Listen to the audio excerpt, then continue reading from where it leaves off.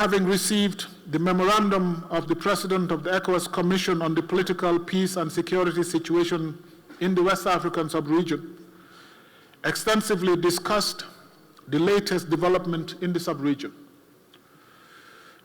The authority also discussed the situation in the Republic of Niger since 26 July 2023, when the military of the Republic of Niger overthrew the government of the former President Mohamed Bazoum.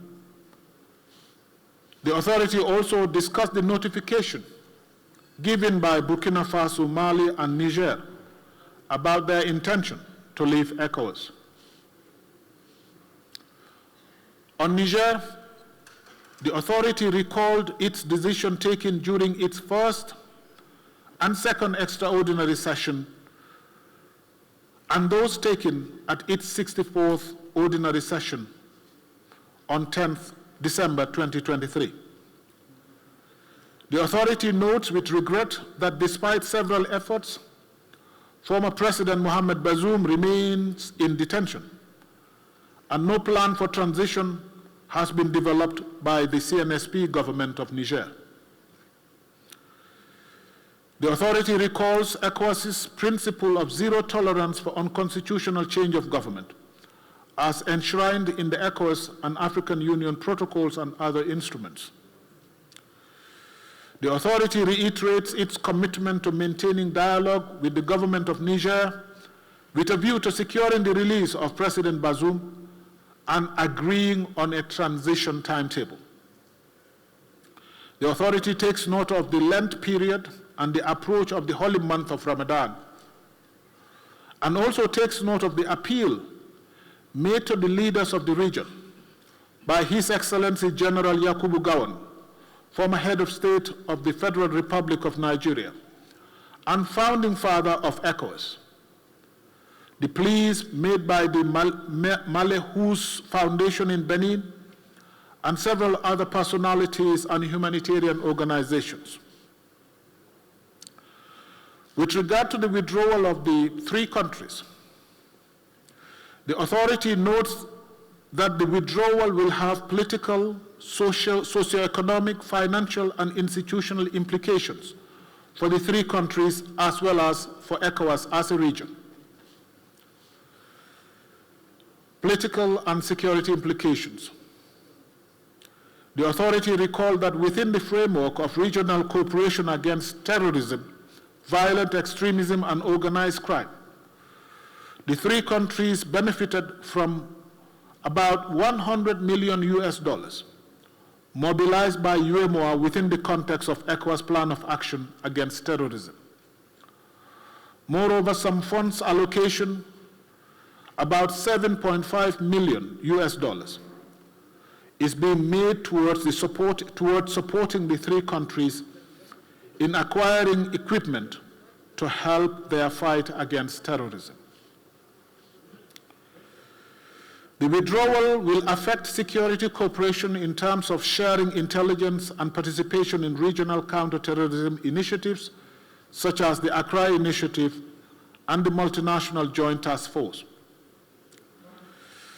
The authority recognizes that the withdrawal may also lead to diplomatic and political isolation at the international scene, where the countries have obtained bloc support for their candidates and candidatures in the contest for international positions within the African Union, the United Nations, and similar bodies. The authority recognizes that the withdrawal will automatically affect the immigration status of the citizens, as they may be required to obtain visas to travel around the region. Citizens may no longer be able to reside or set up businesses under ECOWAS arrangements and may be subject to diverse national laws. The three countries will cease to use ECOWAS passports, ECOWAS biometric national identity cards, and the region-wide ECOWAS brown card vehicle insurance. The authority recognizes that the three member states represent 17.4% of the region's 425 million population, even though they represent 10% of the region's GDP, their departure will constitute a reduction of the market size of ECOWAS. The authority recognizes that intra-community trade may also be disrupted, especially trade in unprocessed goods such as livestock, fish, plant, agriculture produce, mineral products. It will also affect traditional handicraft products as well as industrial products of community origin. The authority further notes that the three countries are beneficiaries of several regional projects and programs, notably the Regional Food Security Reserve. The three countries host stocks from the regional reserve for a quantity of nearly 17,000 tons, or 52% of the regional food reserve. The Regional Support Program for Pastoralism in the Sahel, which is being funded by the World Bank to the tune of $215 million US, is also a project that benefits the three countries. The three countries also benefit from the Sahel Regional Irrigation Support Program, which is being funded by the World Bank to the tune of $103 million US.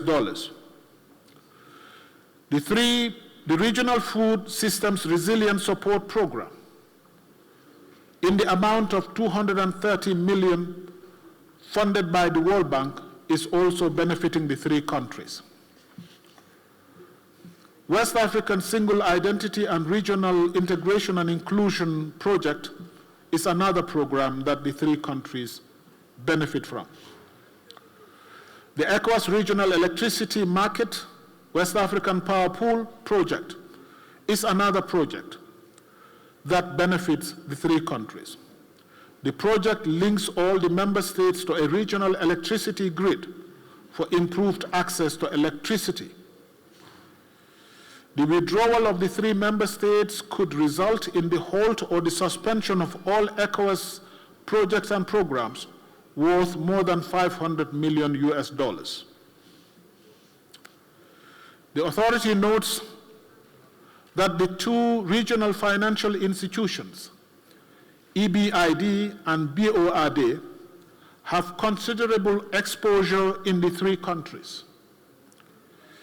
EBID currently has 27 ongoing public sector projects in the three countries, 9 in Burkina Faso, 8 in Mali, and 10 in Niger, and a total of 20 private sector projects, 5 in Burkina Faso, 13 in Mali, and 2 in Niger. These projects are collectively valued at approximately $321.6 million US. The EBID's portfolio in the three countries represent approximately 22.5% of the bank's total portfolio in the member states. The three countries contribute a total of $33 million to the capital of the bank. Reviewing the implications at the institutional level, the authority notes that the withdrawal will not only require the closure of 4 regional entities in Burkina Faso, 2 regional bodies in Mali, and 1 regional office in Niger. It will also affect the job security of some 130 ECOWAS staff who are citizens of the three countries.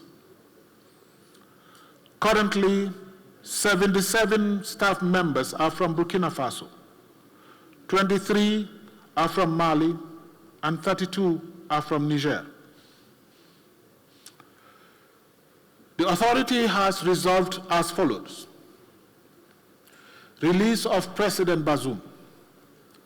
The authority calls for the immediate release of His Excellency Mohamed Bazoum, former President of the Republic of Niger. The authority also calls on the transition authorities in Niger to provide an acceptable transition timetable to constitutional order. On sanctions, the authority has resolved as follows. The authority has resolved to lift with immediate effect the following measures imposed on the Republic of Niger. A, closure of land and air borders between ECOWAS countries and Niger to be lifted.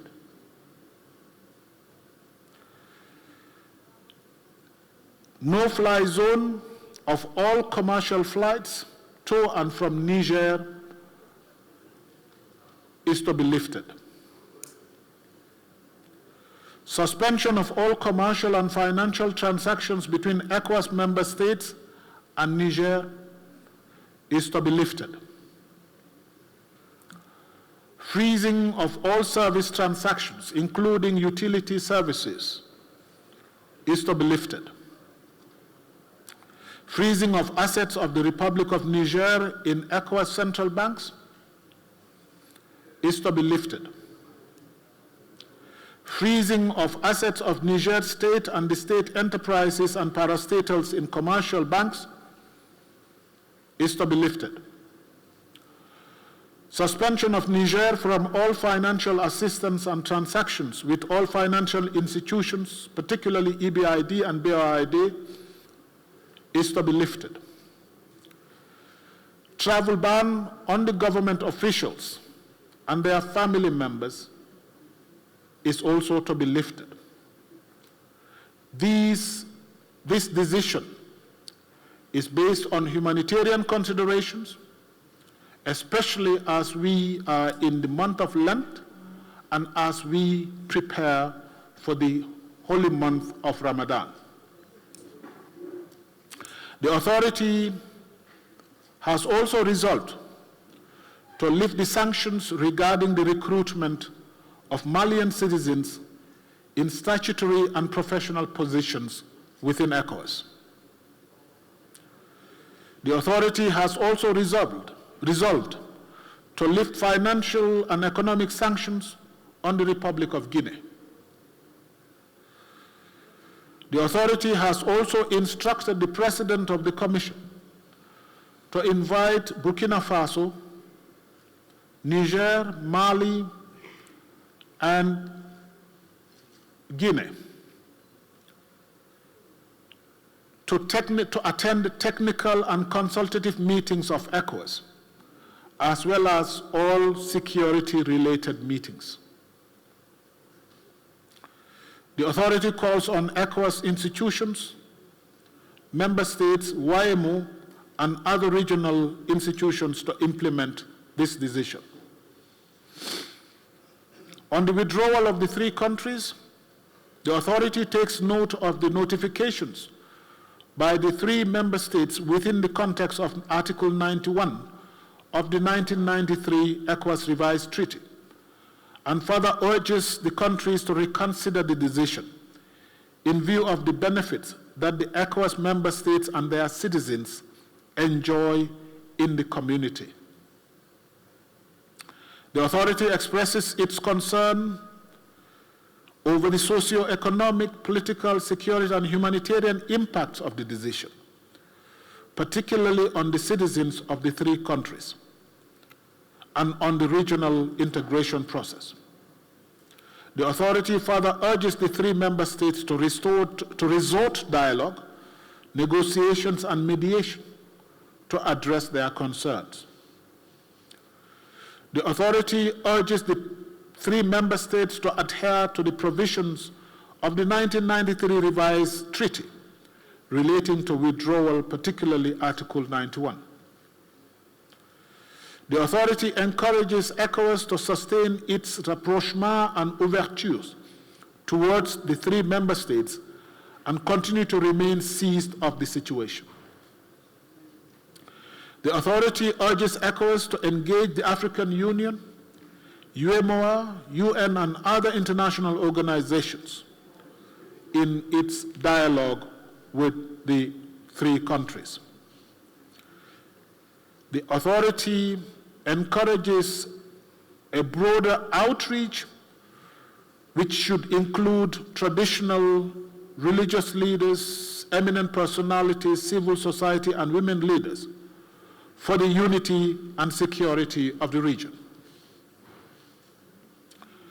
The authority reiterates the urgent need for ECOWAS to expedite the operationalization of the standby force in its kinetic mode to fight against terrorism in the region, including the elements of the multinational joint task force and the Accra Initiative. In this regard, the authority instructs the Commission as soon as possible to convene the meeting of Ministers of Finance and Defense to propose modalities for financing and equipping counterterrorism force. The authority further instructs the Commission to develop an effective communication strategy in engaging member states and the community citizens in view of the ongoing disinformation and misinformation that put ECOWAS in a bad light. The authority expresses its gratitude to His Excellency General Yakubu Gowon for his interest in the welfare of the community and his valuable suggestions. The authority takes note of the end of President Macky Sall's term of office on April 2, 2024, and commends him for the tremendous development he has realized as President of Senegal, and for his invaluable leadership in Africa and the world. The authority calls on Senegalese stakeholders to give priority to dialogue with a view to preserving the democratic gains of Senegal through a free, inclusive, and transparent elections. The leaders underscore their commitment to African sovereignty, independence, and unity. In this regard, the authority appeals to all partners to respect African countries' sovereignty and independence and avoid interferences that risk destabilizing member states and adversely affect regional unity.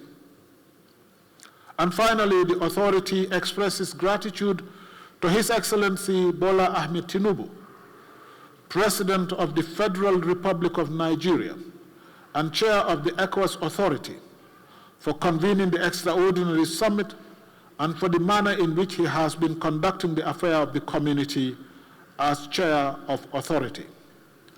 Donna